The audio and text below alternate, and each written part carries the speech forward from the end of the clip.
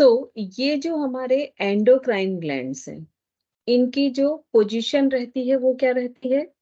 सिर में हमारी पिट्यूटरी पीनियल, हमारा जो गला होता है वहां पर थायराइड पैराथायराइड, हार्ट के पास थायमस, हमारे किडनी के पास एड्रिनल पैनक्रियास, और ओवरी और टेस्टिस जो होते हैं वो जेनाइटल ऑर्गन्स के पास होते हैं।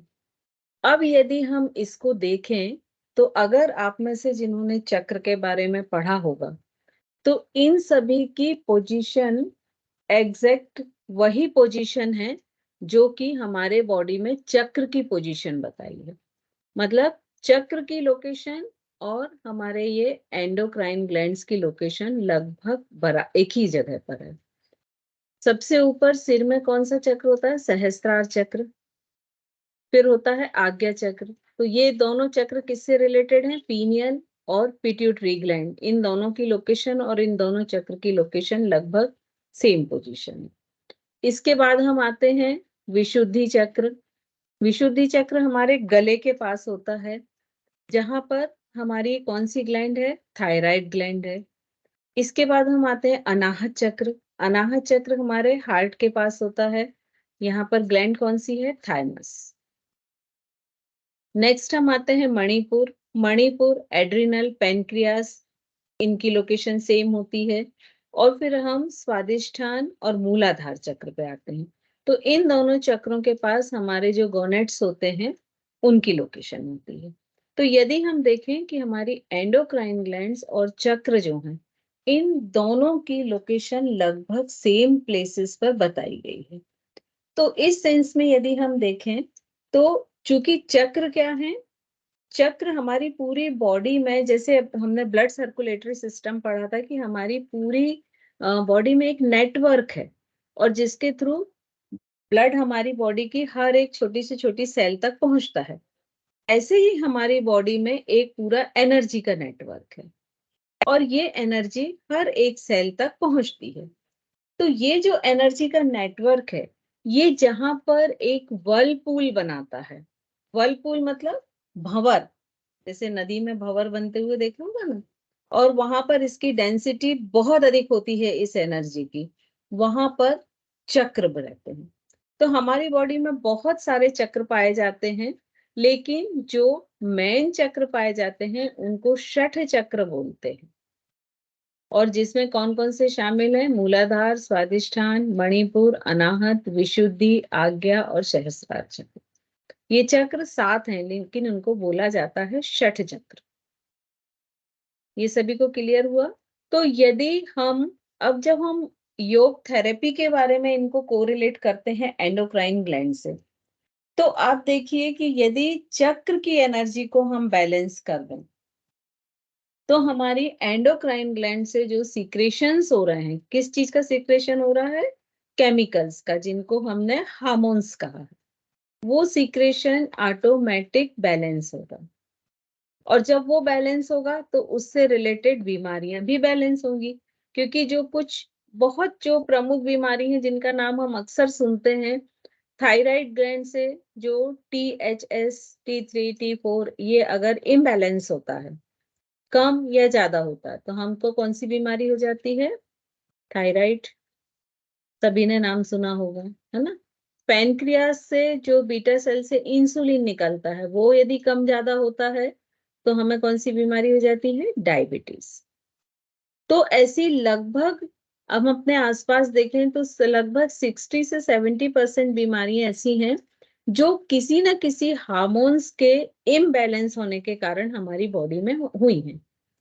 तो यदि हम इस हार्मोन्स के बैलेंस के सीक्रेशन को बैलेंस कर दें तो हम उन बीमारियों से निजात पा सकते हैं, उनका उपचार कर सकते हैं। और वो हम कैसे कर सकते हैं? चक्र की एनर्जी को बैलेंस करके।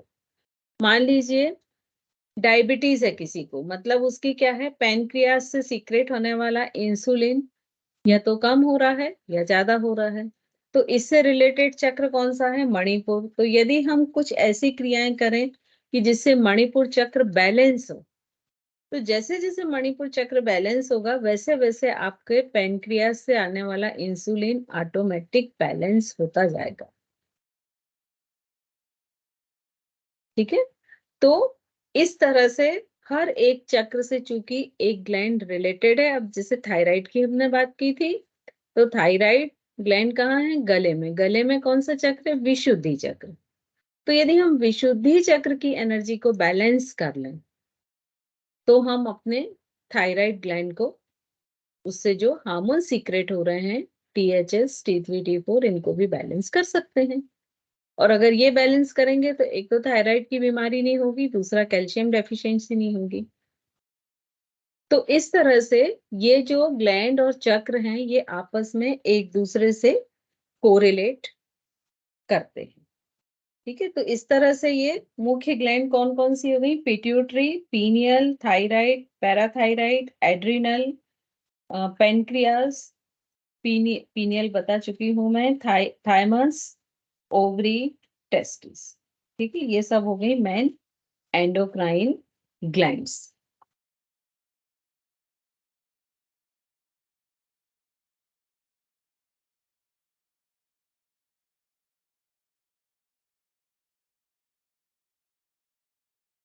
अब हम पढ़ने वाले हैं आज मेन एड्रिनल ग्लैंड। ठीक है। एड्रिनल ग्लैंड जो है वो कहाँ पर हमने बताई थी? किडनी के ऊपर। पहले हम थोड़ा सा उसका स्ट्रक्चर पढ़ लेते हैं।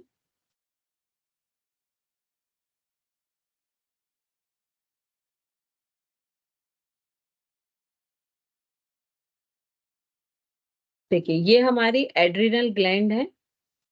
हमारी दोनों किडनी, एक लेफ्ट किडनी, एक राइट किडनी, इसके ऊपर ये जो एक कैप शेप स्ट्रक्चर दिख रहा है लाइट येलो कलर का, ये एड्रिनल ग्लैंड है। एड्रिनल ग्लैंड, इसको कलर चेंज करके बताया गया है। किडनी ये थोड़ा सा मैरून टाइप के शेड की है, और ये पीच कलर की एड्रिनल ग्लैंड। एड्रिनल ग्लैंड जो है ये दो पार्ट में डिवाइड होती है। इसके जो बीच वाला पार्ट होता है वो मेडुला होता है, और बाहर वाला जो पार्ट होता है ये कॉर्टेक्स होता है। ठीक है, मतलब बाहर आउटर लेयर कॉर्टेक्स और बीच वाला मेडुला। अब ये जो इससे कौन कौन से हार्मोन्स आपके सीक्रेट होते हैं? तो ये जो इसका बाहर वाला पार्ट होता है, एड्रिनल कॉर्टेक्स जिसको हम बोलते हैं, ये तीन तरह के हार्मोन्स को सीक्रेट करता है। ठीक है। जिसकी जो सबसे आउटर लेयर होती है, जिसको हम कहते हैं मिनरलो कार्टिकास्टराइड, ये मेरा कर्सर जहां पर है। ठीक है।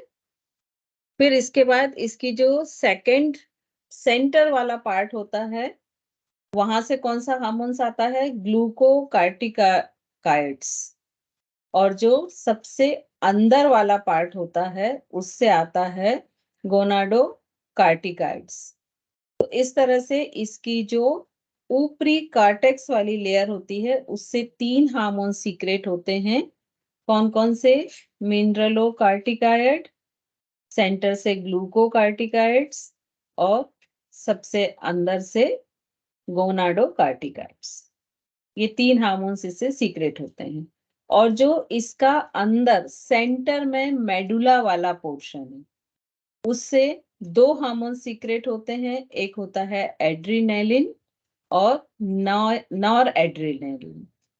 ठीक है, एड्रीनेलिन के आगे नॉर शब्द लगा दिया है ना। इसको और डिटेल में थोड़ा हम देखते हैं। ये इस तरह से, सबसे पहले एड्रिनल ग्लैंड हुई। ये कैसे बनी? दो पार्ट से बनी। बाहर वाले पार्ट को एड्रिनल कॉर्टेक्स कहा, बीच वाले पार्ट को मेडुला कहा। अब जो मेडुला है, बीच वाला पार्ट, उससे दो हार्मोन सीक्रेट हुए, एड्रिनेलिन या इसी को एपिनेफ्रिन कहते हैं, और सेकंड कौन सा हुआ? नॉर एड्रिनेलिन या नॉर एपी एपिनेफ्रिन। ठीक है, दोनों के आगे नॉर लग गया है, याद रखने में इजी होगा।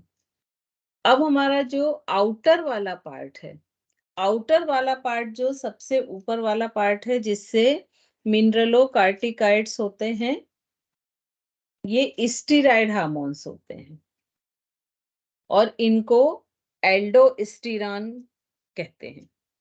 ठीक है।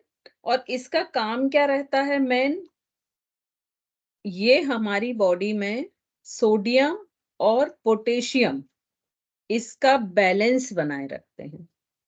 अब सोडियम और पोटेशियम का बैलेंस किस बीमारी में जरूरी होता है? ब्लड प्रेशर की बीमारी, है ना? यदि सोडियम बढ़ गया तो हाई बीपी, पोटेशियम बढ़ गया तो लो बीपी। ठीक है? तो ये सोडियम और पोटेशियम के बैलेंस को बनाए रखते हैं।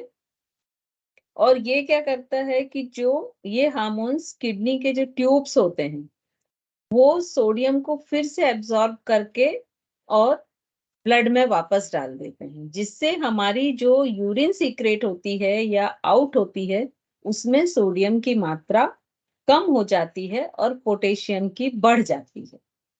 और यदि इसके विपरीत हुआ तो हम ब्लड प्रेशर के बीमार हो जाते हैं। ठीक है? और ये जो हमारी स्वेट ग्लैंड होती हैं उसमें भी ये कंट्रोल रखती है, जिससे जो हमारे इलेक्ट्रोलाइट्स हैं उनका संतुलन बना रहे। तो जब भी अगर मान लीजिए ये हार्मोन्स बढ़ जाता है तो हम किस बीमारी के शिकार हो जाएंगे? उच्च रक्तचाप के। और यदि ये कम हो जाता है तो फिर क्या होगा? निम्न रक्तचाप हो सकता है, या उसके साथ एक और इसमें से शरीर में कमजोरी लगना, ऐसा लगना कि कोई पिन चुभा रहा है, झुनझुनी आना, इस तरह की चीजें हमारी बॉडी में क्रिएट हो जाती। तो बेसिकली देखा जाए कि ये जो एल्डोस्टेरॉन है इससे हम सबसे बड़ी चीज क्या इफेक्ट होती है? हमारा ब्लड प्रेशर। ठीक है? तो इसके हमारे ब्लड प्रेशर को नॉर्मल रखने के लिए बहुत जरूरी है कि हमारी एड्रिनल ग्लैंड का एल्डोस्टेरॉन हार्मोन्स जो है उसका सीक्रेशन बैलेंस रहे। अब सेकंड जो होता है ग्लूकोकार्टिकॉइड्स में, इसमें से दो तरह के हार्मोन सीक्रेट होते हैं। एक होते हैं कार्टिसोल और दूसरा होता है कार्टिकोस्टेरॉन। ठीक है? अब ये जो हार्मोन्स होते हैं दोनों, ये क्या करते हैं? एक तो जो ग्लूकोज का कॉन्सेंट्रेशन है उसको बैलेंस रखते हैं। ठीक है? मतलब जो ग्लूकोज हमारी बॉडी में बन रहा है वो बहुत अधिक हमारे ब्लड में ना जा पाए, उस बैलेंस को कंट्रोल में रखते हैं। हमारे स्ट्रेस के जो इफेक्ट्स होते हैं उसको कंट्रोल में करते हैं। और ये हार्मोन्स जो है हमारी जो लिवर में प्रोटीन स्टोर होती है उसको ग्लाइकोजन में परिवर्तित करते हैं। और इस प्रक्रिया को क्या कहते हैं? ग्लाइकोजिनेसिस। ठीक है? तो ये प्रोसेस क्या होती है कि जैसे हमने एक्स्ट्रा हमारे पास प्रोटीन हो गया तो लीवर में हम उसको ग्लाइकोजिनेसिस प्रोसेस के द्वारा ग्लाइकोजन में परिवर्तित कर देते हैं। और जब हमारी बॉडी को आवश्यकता होती है तो ये ग्लाइकोजन फिर से टूटता है और ग्लूकोज में कन्वर्ट हो जाता है। तो इस तरह से ये एक साइकिल चलता रहता है। तो जब जब भी ये इस ग्लाइकोजन को ब्लड में डालता है तो वो किस में परिवर्तित होता है? ग्लूकोज में। और अगर ये लगातार ये प्रक्रिया बढ़ती रहे तो हमारे ब्लड में शुगर की मात्रा बढ़ जाएगी। तो वो कैसे कंट्रोल होती है कि पैनक्रियास से बीटा सेल से जो इंसुलिन हार्मोन सीक्रेट होता है उससे हमारी ब्लड के शुगर की जो क्वांटिटी है वो बैलेंस होती है। और अगर ये ग्लूकोकार्टिकॉइड्स जो हार्मोन्स है यदि ये एक्स्ट्रा सीक्रेट होने लगे तो एक कुशनिंग डिजीज होती है, वो हो जाती है। और उसमें क्या होता है? ज्यादातर उसमें जो हमारी एड्रिनल ग्लैंड का कार्टेक्स वाला भाग है, मतलब बाहर वाला भाग है, उसमें ट्यूमर्स हो जाते हैं, जिसके कारण ये होता है। और इसमें मोस्टली हमारे फेस की, चेस्ट की, एब्डोमेन, इन सब में चर्बी बढ़ जाती है, लेकिन हाथ पैर हमारे एकदम सामान्य रहते हैं। एब्डोमेन पर लाइंस बन जाती हैं, डायबिटीज की प्रॉब्लम हो जाती है, ब्लड प्रेशर हाई हो जाता है, हमारी स्किन का कलर चेंज होने लगता है और कमर दर्द होने लगता है। तो ये सब इसके कुछ सिम्टम्स होते हैं जो कुशनिंग डिजीज है। और वो किसके बढ़ने से होती है? ग्लूकोकार्टिकोइड्स के। अब जो नेक्स्ट हमारा हार्मोन्स है वो है गोनेडोकार्टिकाइड्स। ठीक है, इसमें दो तरह के हार्मोन्स होते हैं, एक तो होते हैं एंड्रोजेंस और एक ईस्ट्रोजन। तो जो मेल में हार्मोन्स पाया जाता है वो कौन सा होता है? एंड्रोजेंस। और जो फीमेल में पाया जाता है वो होता है एस्ट्रोजन। तो जो भी हमारे मेंस्ट्रुएशंस पीरियड होते हैं या स्पर्म का डिस्चार्ज होता है या ओवम का डिस्चार्ज होता है या फर्टिलाइजेशन होता है, तो उन सब के लिए रिस्पॉन्सिबल कौन से होते हैं? ये दोनों ही हार्मोन्स होते हैं, मेल में एंड्रोजन और फीमेल में ईस्ट्रोजन। अब जब इन हार्मोन्स की मान लीजिए अधिकता होने लगती है तो क्या होता है? बच्चों में समय के पूर्व ही उनके सेक्सुअल ऑर्गन्स जो हैं वो डेवलप होने लगते हैं। कई बार ऐसा होता है कि जैसे किसी मेल में ईस्ट्रोजन डेवलप होने लगा या फीमेल में एंड्रोजन डेवलप होने लगा, तो क्या होगा कि उसमें जो द्वितीयक है, मतलब जो अगर मान लीजिए फीमेल में हो रहा है एंड्रोजन डेवलपमेंट, तो उसमें थोड़े से पुरुषों के गुण आ जाएंगे, जैसे आवाज में भारीपन आ गया या कुछ फेस पे बाल ग्रो हो गए। तो इस तरह के सिम्टम्स आ जाते हैं। अब ये जो अगर ये हार्मोन्स कम सीक्रेट होता है तो इससे एडिसन डिजीज होती है। और इस एडिसन डिजीज में क्या-क्या होता है? एनीमिया, कमजोरी, थकान, ब्लड में पोटेशियम बढ़ जाएगा, सोडियम कम हो जाएगा, तो क्या होगा? रक्तचाप कम हो जाएगा, शुगर कम होगी और उसमें स्किन का कलर जो है वो थोड़ा-सा चेंज हो जाता है। तो इस तरह की ये प्रॉब्लम्स होती हैं और जब ये प्रॉब्लम होती हैं तो इनका नियंत्रण हम अ, कार्टिको एंडोस्टेरॉइड स्टेरॉइड्स होते हैं ये, वो देके और हम पूरा करते हैं। इसके बाद हम आते हैं सेंट्रल पार्ट पे। सेंट्रल पार्ट को हमने क्या बोला था? एड्रिनल मेडुला या सिर्फ मेडुला। ठीक है, इससे कौन-कौन से 2 हार्मोन सीक्रेट हो रहे हैं? एड्रिनलिन और नॉर एड्रिनलिन। ठीक है, अब एड्रिनलिन और नॉर एड्रिनलिन ये जो 2 होते हैं, और एड्रिनलिन होता है वो बहुत ही कम मात्रा में होता है और बहुत ही कम प्रभावी होता है। और इन हार्मोन्स का क्या इफेक्ट होता है? ये सिंपैथेटिक नर्वस सिस्टम को स्टिमुलेट कर देते हैं और जब ये लंबे समय तक बने रहते हैं तो ये एफ F2 मोड या F3 आजकल कहने लगे हैं मोड के लिए व्यक्ति को तैयार करते हैं। अब ये F2 F3 मोड अभी हम समझेंगे। इसको कहते हैं फाइट और फ्लाई। F2 मोड को और प्रेजेंट में इसी को F3 मोड कहने लगे हैं, तो उसमें फ्रिज और जुड़ गया है। तो इसमें ये एड्रिनलिन के फंक्शन क्या-क्या होते हैं? ये जो हमारी हार्ट की तरफ जाने वाली हार्ट की जो डक्ट्स होती हैं, जिनको हम कोरोनरी वेसल्स कहते हैं, उनको ये फैला देता है।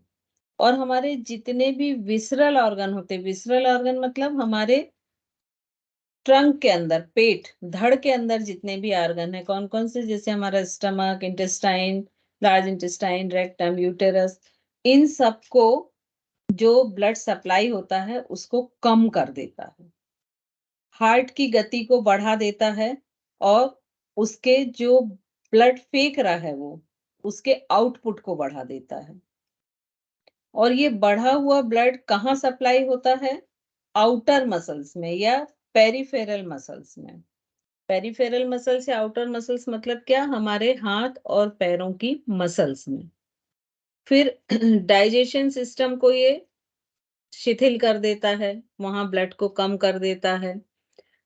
जो हमारी रेस्पिरेटरी वेसल्स होती हैं, उनको भी चौड़ा कर देता है।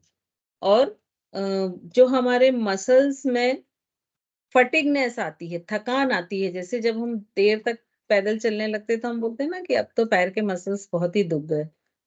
उसकी दर को घटा देता है। वो हमको फ़ील बहुत देर बाद होती है।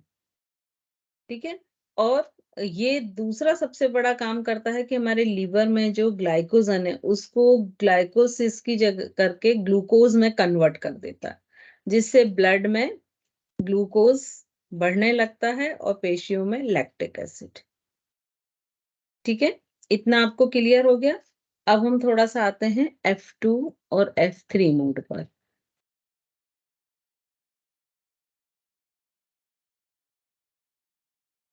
देखिए, फाइट और फ्लाइट, ये F2 मोड है। इसी को प्रेजेंट में F3 मोड भी बोलते हैं, और उसमें एक और वर्ड आ जाता है, फ्रिज।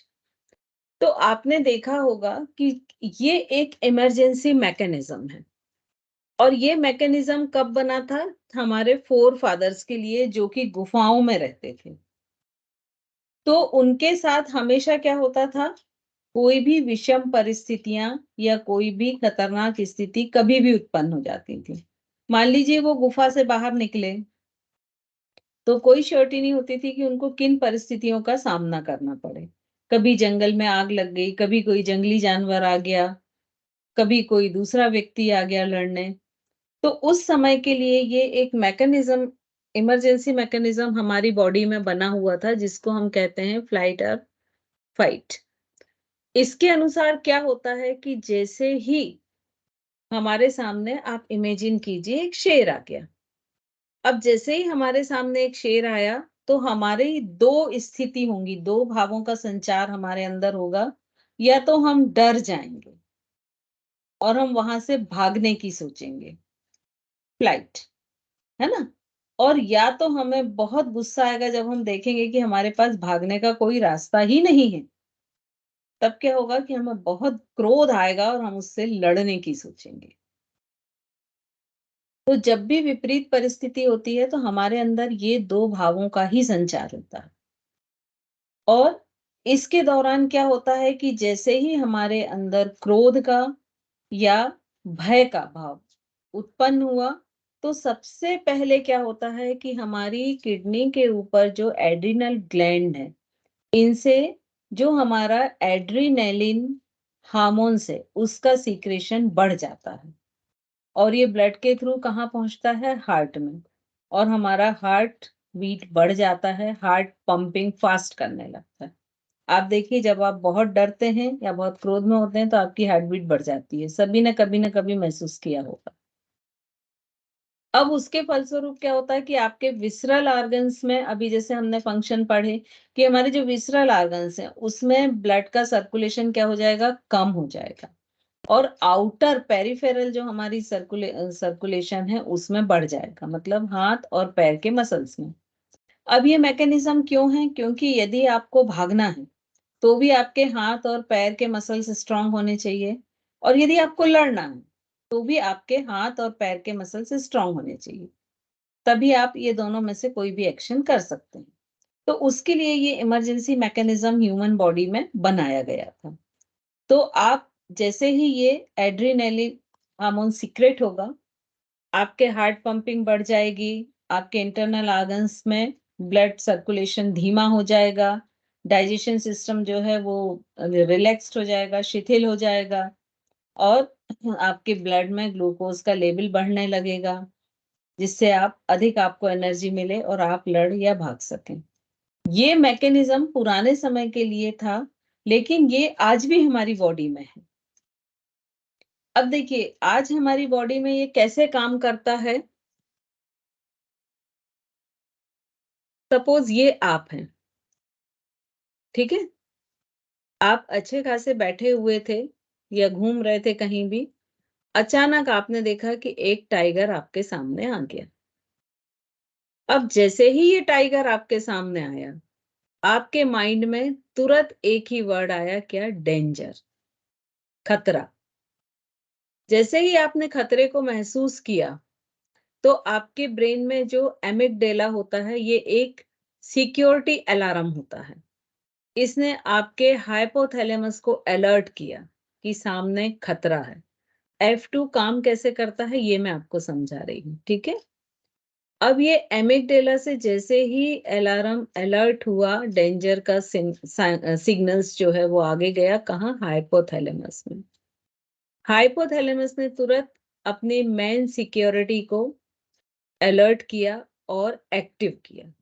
अब ये जब इन्होंने अपनी मेन सिक्योरिटी को एक्टिव किया, तो सबसे पहले क्या होगा, ये F3 मोड में आपकी बॉडी चली गई, फ्लाइट, फाइट, फ्रीज। अब ये तीनों कंडीशन में आपका क्या हो रहा है, इसको हम F3 मोड कहते हैं। किडनी के ऊपर जो एड्रिनल ग्लैंड है उससे एड्रिनलिन हार्मोन्स का सीक्रेशन हुआ और दूसरा सीक्रेशन हुआ कार्टिसोल का। कार्टिसोल भी कहाँ, इसके कार्टेक्स वाले भाग से। अब एड्रिनल का जब सीक्रेशन हुआ और तो सबसे पहले क्या हुआ कि आपकी हार्ट बीट इंक्रीज हो गई, ब्रीदिंग बढ़ गई, बीपी फास्ट हो गया। और कार्टिसोल ने क्या किया, ये एक स्ट्रेस हार्मोन्स है, तो इसने आपकी स्ट्रेस लेवल को बढ़ाना शुरू किया। और एड्रिनल में जब ये सारे प्रोसेस हुए तो उसका नतीजा क्या हुआ, डायबिटीज, हार्ट इश्यू, ठीक है ना, लीवर की जो रिजर्व शुगर थी वो ब्लड में चली गई, तो डायबिटीज होना उससे शुरू हो गया। तो फाइनली इसमें आप देखें कि ये प्रोसेस अगर हम बार बार करते हैं, मान लीजिए हम घर में रह रहे हैं और हमको 5 से 6 बार दिन भर में क्रोध आ गया, किसी भी कीमत पर, किसी भी कारण से, तो हमारी बॉडी में तो ये पूरा मैकेनिज्म होगा ही। जो जनरल बार बार जिनमें क्रोध का फीलिंग होता है और कार्टिसोल बार बार सीक्रेट होता है, उनका देखिएगा जो सेंट्रल ओबेसिटी के वो शिकार होते हैं, पेट बहुत बड़ा रहेगा, बाकी जो हाथ पैर हैं वो दुबले पतले रहेंगे, कई लोगों का चेस्ट या बटक्स बहुत बड़े हो जाते हैं।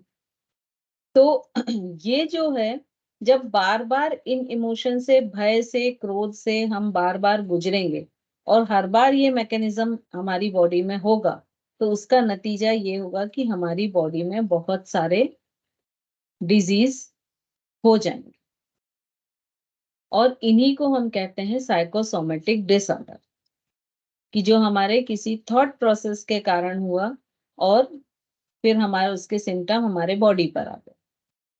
अब अगर आप बार बार F3 मोड में जा रहे हैं और लीवर बार बार आपके ब्लड में ग्लूकोज डाल रहा है, तो आपको डायबिटिक की प्रॉब्लम होनी ही है, आप डायबिटिक होंगे ही। डायबिटिक होंगे तो हार्ट इश्यू होगा, क्योंकि हार्ट बार बार तेजी से पंप कर रहा है अपनी कैपेसिटी से अधिक। ऐसे लोगों को अक्सर डाइजेशन से रिलेटेड प्रॉब्लम रहती है, constipation, indigestion, gastric problem, acidity, ये सारी प्रॉब्लम।